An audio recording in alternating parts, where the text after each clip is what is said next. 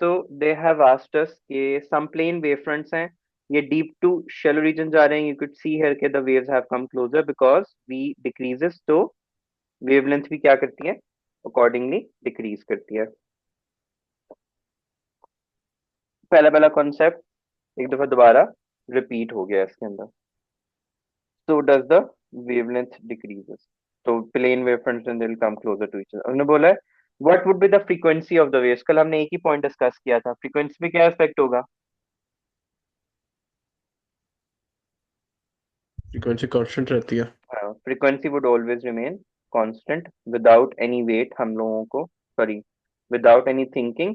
whenever we're discussing about wave properties, only wave properties, ठीक है, like reflection, refraction, diffraction, सिर्फ उसमें हमने ये बात डिस्कस करनी है कि F is going to constant. ठीक है, जब हम लाइट या साउंड के बारे में बात करेंगे, it's going to be different in these topics. So just for these, without any thinking हमने इसको डिस्कस करना है, क्योंकि हम साउंड तो पढ़ चुके हैं। साउंड में हमने फ्रीक्वेंसी की चेंज को डिस्कस किया था, किस टर्म्स में डिस्कस किया था, इन टर्म्स ऑफ पिच हम लोगों ने इसको डिस्कस किया हुआ है।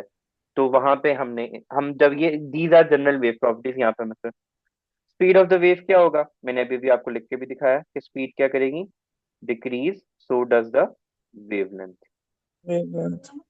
cos v is equals to f lambda। इस f is constant, तो v एंड lambda का क्या है, डायरेक्ट रिलेशनशिप है। देन उसने बोला है we have been given speed, we have given distance, frequency calculate करनी है। again formula v is equals to f lambda, f would be equals to v over lambda, and this would be equals to uh, 0 point One point divided by 0.08, so answer would be 1.5। 1.5। 1.5 yes. hertz। Next is, अब देखो उसने हमें wave draw करने को बोला हुआ है। पहले हमारे पास क्या था, बिल्कुल स्ट्रेट बैरियर था, अब एट अ सर्टेन एंगल है। मार्क्स देखो, एज आई टोल्ड यू ना कि 2, 3, 6 मार्क्स का क्वेश्चन होता है, उसने 3 मार्क्स का क्वेश्चन दिया हुआ है। उसने कहा है carefully the reminder of the wave A B हमने जो है ड्रॉ करना है, plus the two previous waves which reach the shallow, you will need to use the ruler for that. हम लोगों ने कल क्या पॉइंट डिस्कस किया था, let me make it a bigger, थोड़ा इसको बड़ा कर लूं। ओके, व्हाट इन्फो हम लोगों ने सबसे पहले क्या करना है मुनीब, हमने कल क्या पॉइंट डिस्कस किया था। अगर डीप से शैलो मूव करेगा तो वेवलेंथ सबसे पहले हम लोग एक इंक्रीज, एक स्ट्रेट लाइंस ड्रॉ कर हाँ लेंगे। उसको कंटिन्यू करता। यस। ठीक है, हम लोग सबसे पहले उसको कंटिन्यू करेंगे, and since it is shallow, तो हम लाइन इसके क्या कर लेंगे, इनसाइड ड्रॉ कर देंगे। It would be like this, closer together as to the one before. और उसने पिछली वेव्स को भी कंटिन्यू करने को बोला, तो 2, 3 वेव्स हम इस तरीके से एक्स्ट्रा भी बना देंगे। ठीक है, सर मुझे एक्स्ट्रा वाला अंदर वाला समझ नहीं आया, ड्रॉ करने वाला। अरे भैया आपने एक लाइन ड्रॉ की, एक आपने स्केल को या तो रख के इस तरीके से ड्रॉ कर दिया, स्केल के आउटसाइड बना दो, उसमें क्या, what's the confusion in that. अगर ओह शेल ओके ओके। अगर और अगर शेलोर है अगर तो शैलो आपने से डीप होता तो फिर बाहर। हाँ हमने, हाँ इस ये जो लाइन जो मैंने ग्रीन वाली ड्रॉ की है, इसके आउटसाइड आपने बस बना देना।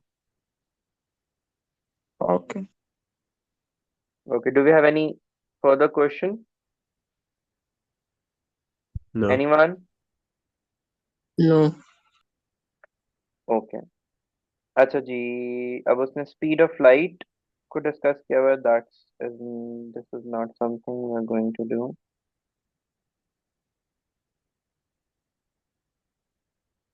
ये क्या होगा,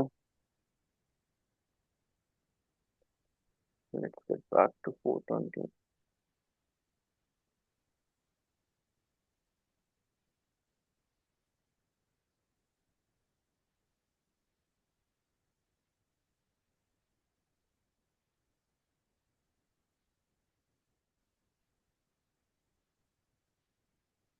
अच्छा जी,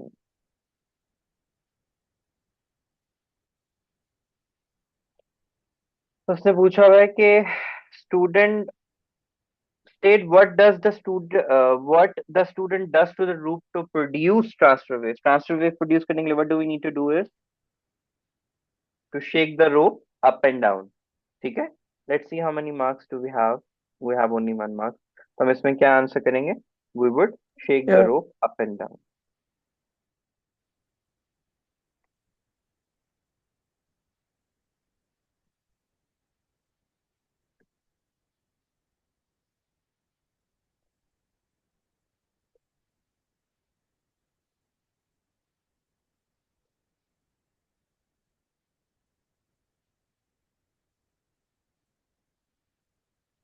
Next, what do we have is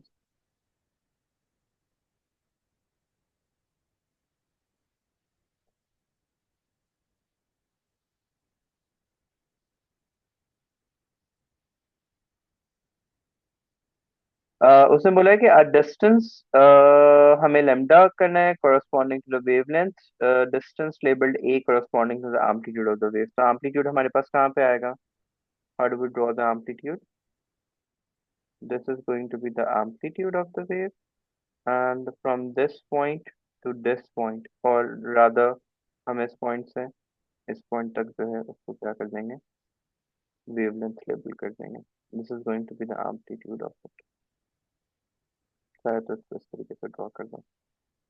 So just what the student could do to reduce the wavelength of the wave. Wavelength को reduce करने के लिए हमें frequency को क्या करना पड़ेगा? Increase. Increase. Increase. Frequency should be increased. And frequency कैसे increase होगी? If movement या speed of movement is increased.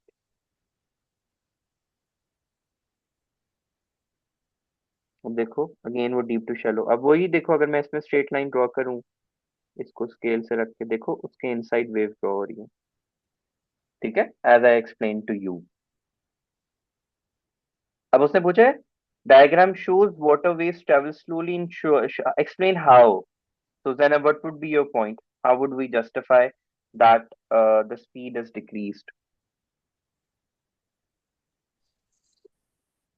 Sir क्योंकि वो लाइक इनसाइड को मूव कर रही हैं इसलिए. No. First point हमारे पास क्या है कि since frequency is constant,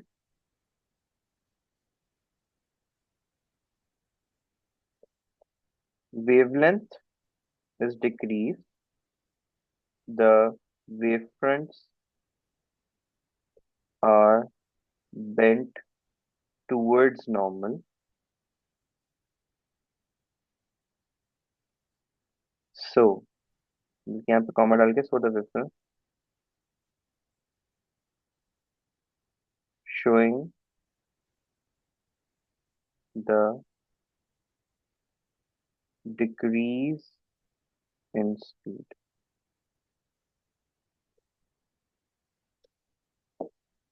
ठीक है, because हम ऑलरेडी डिस्कस कर चुके हैं कि v is directly proportional to lambda if f is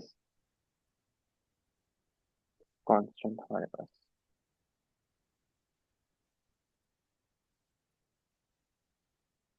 बस जब ये वो डायफ्रैक्शनल पैटर्न आ गया हमारे पास नैरो गैप है तो हम कैसे बनाएंगे? हमने क्या डिस्कस किया था? We are going to draw Round. more circular wavefronts and the distance between the wavefronts would not increase. That is, this distance and this distance would be equal to each other. उसने कहा what is the process? What is the name of the process? Ahmed.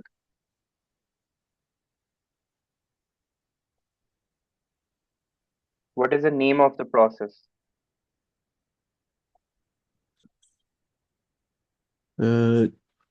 Diffraction. Diffraction. अब उसने हमें frequency calculate करने को बोला, उसने हमें स्पीड भी दी हुई है, उसने हमें वेवलेंथ भी दिया हुआ है. We are going to v over lambda. So v की वैल्यू कितनी है? 12 एंड लैम्डा इज 1.4. हमें यूनिट्स कन्वर्ट करने की जरूरत नहीं है बिकॉज ये भी सेंटीमीटर में है, ये भी सेंटीमीटर में है. We do not need to convert any of it. What will the answer? 8.57. 8.57. 8.57. Alright. Now let's search for. This is a good question. This is for Ayan. Ayan,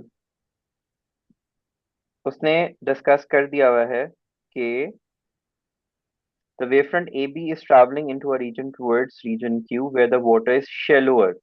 So if the water is shallower in region Q, what would be the right wavefront for it to choose? Which wavefronts is justifying that region Q is shallower?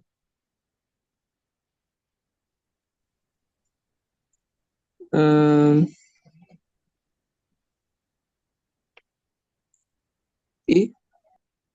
Hmm? E. E? This one? G. What do you think, Zanab? Which one is justifying the shallower region? Ask you. Sir, either E or D. Why it would be E? E is moving away from normal. D होगा ना, D होगा ना. और हमने discuss किया शेलोअर region में moving towards normal होता है, तो टुवर्ड्स नॉर्मल सिर्फ एक ही वेव शो कर रही है, which is DC, E. It is bending towards the medium. Shallower region में वेव बेंड करती है टुवर्ड्स द मीडियम, तो यहाँ पे डीसी आ जाएगा. Explain your answer. Because it is bending towards normal.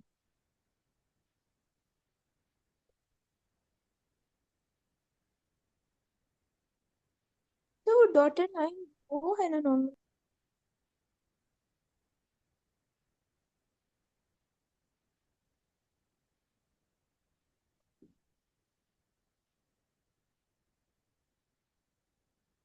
हाँ जी. तो सर वो भी तो लाइक नीचे को ही आ रहा है, वो कैसे अवे जा रहा है? कौन सा? This one? ई वाला.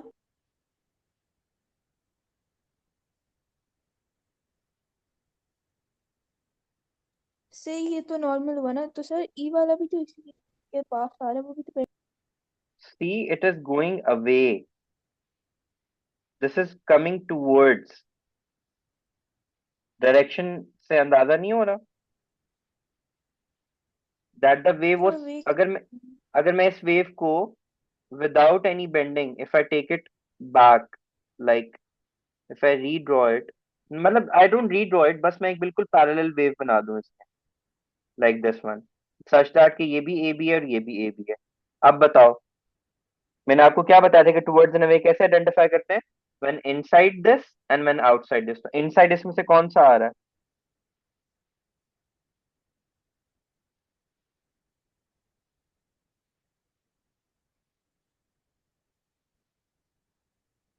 सर नहीं आ रही समझ. अरे भाई, I just explain it to you ना, कि अगर हमारे पास एक सरफेस है लाइक दिस, ठीक है, this is my wave front. It's, अगर कोई चेंज ऑफ मीडियम नहीं होता तो उसने स्ट्रेट आना था, लेकिन अगर या शैलो रीजन है तो उसने उसके इनसाइड आना है, और अगर डीपर रीजन है तो वेव बाहर की तरफ आएगी. This is my original. या ठीक है, दिस शोज के डीपर रीजन है, और दिस शोज के शैलोअर रीजन है. दिस शोज के नो चेंज ऑफ मीडियम. अब मैंने इसी वेव को स्ट्रेट बिल्कुल ड्रॉ कर दिया ताकि मैं इसको डीसी और ई सी से कंपेयर कर सकूं. अब इफ या A B is showing the actual wave जो कि विदाउट चेंज ऑफ मीडियम होता, तो उसके इनसाइड कौन सी आ रही है? डीसी आ रही है या ईसी आ रहा है?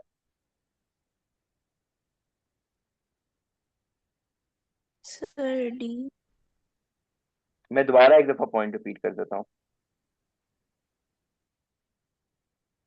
वेनेवर, जैसे एक सेकेंड आगे ही एक क्वेश्चन है, देखो ना, उसने इस वेव में बोला हुआ, उसने कहा कि region P and region Q को कंपेयर करें. अब वी could clearly see कि AB and GC is parallel to each other.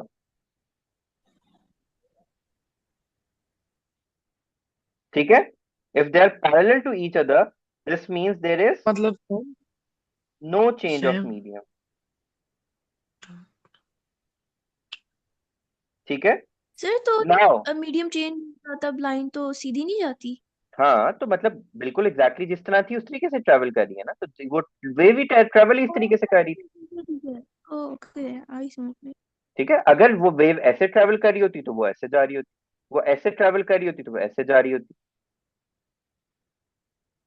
हमने तो या सिर्फ आगे समझ से आ गई। उस वेव के अंदर चेंज शो करना है ना। सो अगर शेलोअर मीडियम मीडियम होता तो wave should have been drawn like this, लेकिन अगर डीपर रीजन होता तो wave should have been drawn like this. वही उसने ऊपर कंपैरिजन करने को बोला हुआ है। तो माय ओरिजिनल वेव इज के, ये मेरी ओरिजिनल वेव थी,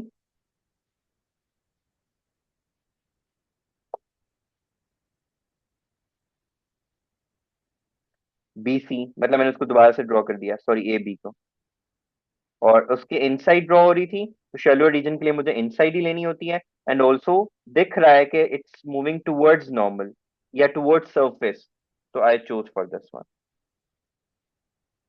ओके सर। अब इसकी रीजनिंग मैंने आपको ऑलरेडी एक्सप्लेन कर दी हुई है।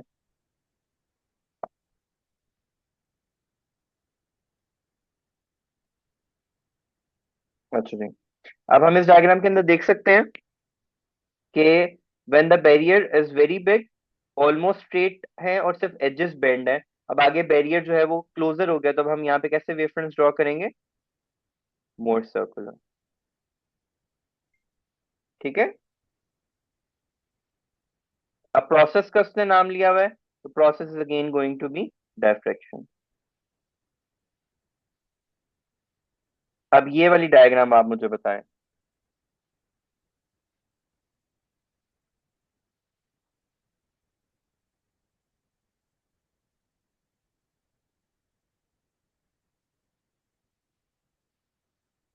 Okay, review this for a while.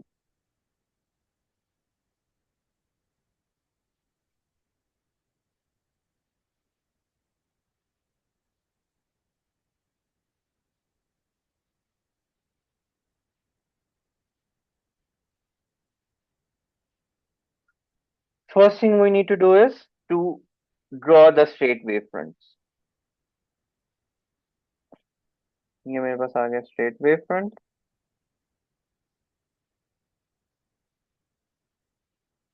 अब शेलो रीजन है, तो अब मैं क्या इसका इनसाइड ड्रॉ करूंगा या आउटसाइड ड्रॉ करूंगा।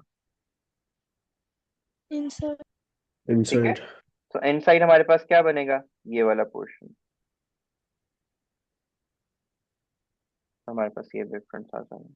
अब now I am going to be removing this green lines, ये हमारे पास वेव अरे फ्रंट आ लेकिन जाएगा। डायरेक्शन ऑफ ट्रैवल तो अपवर्ड्स लिखा है। वो अलहदा होता है, मैंने आप लोगों को बताया था, इसको आपने अलहदा ड्रॉ करना होता है। आप नॉर्मल ड्रॉ करेंगे एंड उसको इस तरीके से ऐसे ड्रॉ करेंगे, this would be a complete diagram. तो आपने, ये आपकी वेवफ्रंट इस तरीके से होंगी। आपने ट्रैवल को उसके साथ कंपैरिजन नहीं करना है, this was the only thing I asked you guys to keep in your mind and you exactly said the same thing which I asked you to avoid.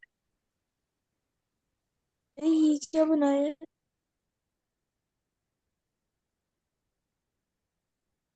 कल मैंने आप लोगों को क्या डायग्राम्स के अंदर एक्सप्लेन किया था, आई टोल्ड यू गाइस कि आप लोगों को एक डायग्राम के अंदर दो सेक्शंस को कंपेयर करना है, and those two section is going to be like this, कि आपके पास एक वेव आ रहा है, उसका डायरेक्शन ऑफ ट्रेवल आपको अलहदा से ड्रॉ करना है। दैट इज कि आप एरोहेड को कंप्लीट करोगे, आप नॉर्मल ड्रॉ करोगे, एंड इफ इट्स रिफ्लेक्शन तो आप उसका, इफ दिस एंगल इज 30 तो आप ये एंगल भी 30 ड्रॉ करके ये। अब वेव तो इस तरीके से नहीं बनाई थी हम लोगों ने, क्या बनाई थी,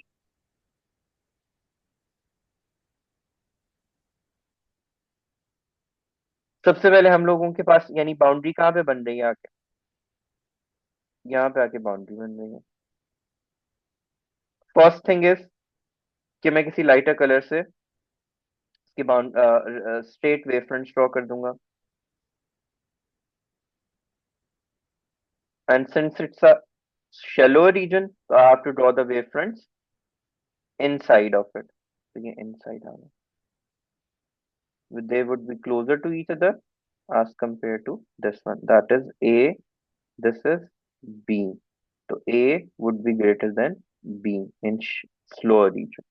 अब कोई नेचर ऑफ क्वेश्चन चेंज हुआ कहीं पे भी जाके?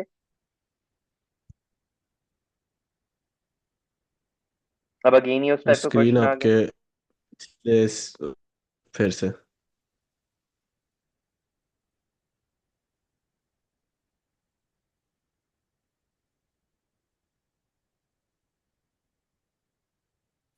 रिफ्लेक्शन में हमारा कोई मीडियम चेंज नहीं होना. सबसे ओ पहले सही बोला सर। हम इसको स्ट्रेट लेके जाएंगे, यहाँ पे डी को रखेंगे and we would draw a 90 degree angle.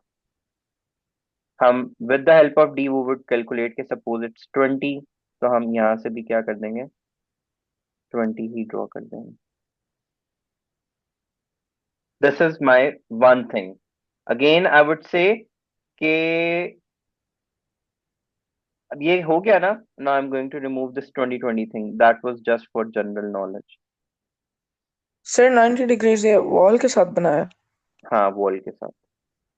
अब मेरा एक सेक्शन हो गया कंप्लीट. नाउ मैंने क्या कहा था कि the wave fronts would always be perpendicular to the reflected wave fronts. बल्कि मैं क्या कलर से बना देता हूँ. Reflected wave fronts would always be perpendicular to the incident wave fronts, and we have to make sure that this distance and original wave fronts का distance would always be equal to each other, cause reflection में there is no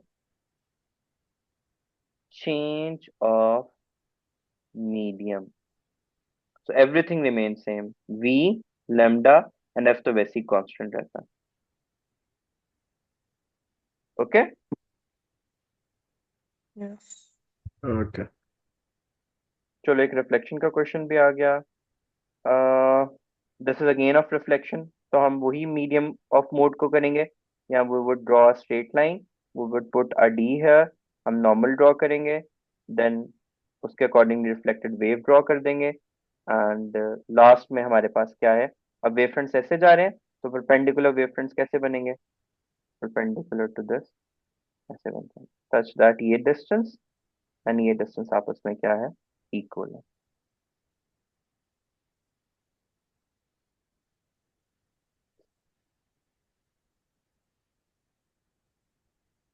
अब ये shallow reason का medium है. क्या करूंगा जल्दी जल्दी, ये मेरे पास स्ट्रेट है, बन गए. प्लेट. और मुझे उनके इनसाइड जो है वो बना देनी है. सॉरी,